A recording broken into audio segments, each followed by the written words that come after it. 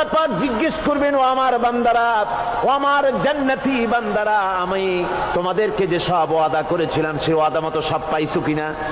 আমি ওয়াদা করেছিলাম আমার জন্য রাত জেগে যদি তাহাজ্জুদের নামাজ পড়ো, নামাজ রোজা হজ যাকাত যদি করো, আমার দিন কায়েমের জন্য যদি আন্দোলন করো, রক্ত যাও, আমার জন্য যদি কষ্ট করো, শহীদ হও, তাহলে আমি তোমাদেরকে জান্নাত দেব। যত ওয়াদা করছিলাম তা পেয়েছো কিনা?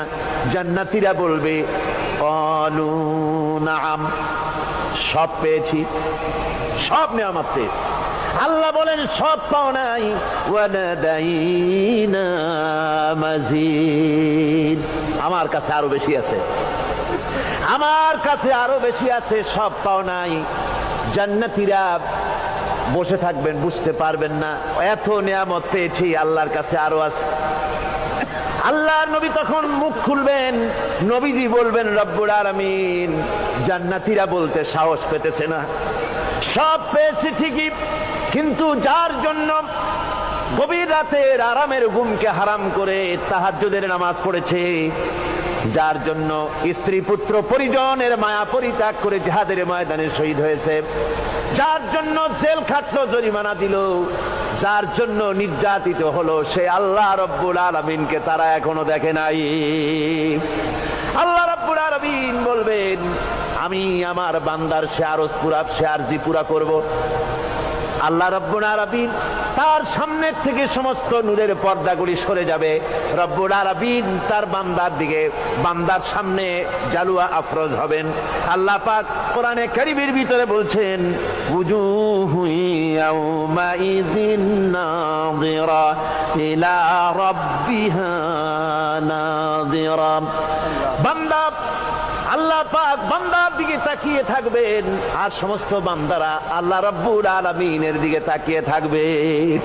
এই অবস্থায় কত কাল চলে যাবে কেউ টের পাবে না।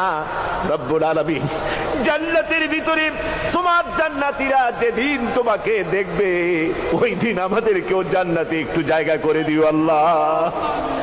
আমরা যেন ওই জান্নাতের ভেতরে বসার জায়গা যদি না পাই, আমরা গুনাহগার মানুষ, জান্নাতের কোন একটু জায়গায় ঠাঁই করে দিও যেন তোমারে দেখতে পাই। আয় আল্লাহ, তোমাকে দেখার তৌফিক আমাদের দিও, ধরে বলেন আমিন।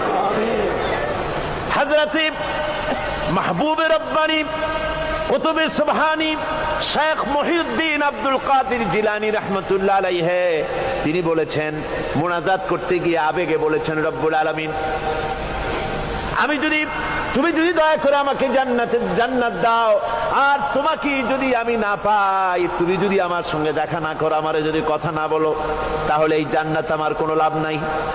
আর আমাকে যদি জাহান্নাম দিয়ে দাও, আর মাঝে মধ্যে তুমি যদি জিজ্ঞাসা করো মহিউদ্দিন কেমন আছো, তাহলে এই জাহান্নাম আমার জন্য বেহেশত হয়ে যাবে।